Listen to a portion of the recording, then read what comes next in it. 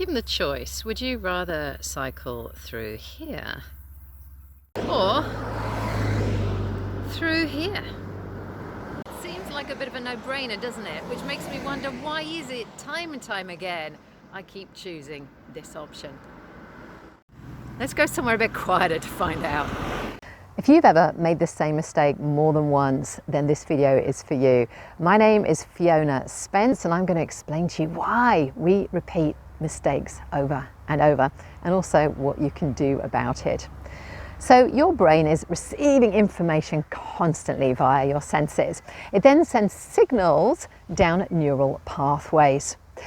Those signals travel through axons. Axons are like wires. Those wires can be short, they can be just over a meter long, or if you're a giraffe, they can be 4.5 meters long. It comes from a Greek word, mylos, which actually is that stuff that dogs chew out the center of bones. Can't remember what that is now. Anyway, scientists originally got it wrong. It isn't in the center, it actually wraps around the outside. So myelin is a white, fatty substance, and it's amazing because it allows electrical impulses to travel fast. The more myelin you wrap, the faster the impulses go. And myelin wraps around your axons bit by bit. So it's not all one long, smooth, continuous go, bit by bit. So every time you perform an action, you wrap more myelin. So recently, I've been learning a Japanese art called Bojitsu. And my instructor will get his bow, his staff, in the air and make about 3 strikes before I can even lift the tip of mine. The reason for that is he has wrapped a lot of myelin. So he is sending pulses fast, effectively and efficiently through that neural network.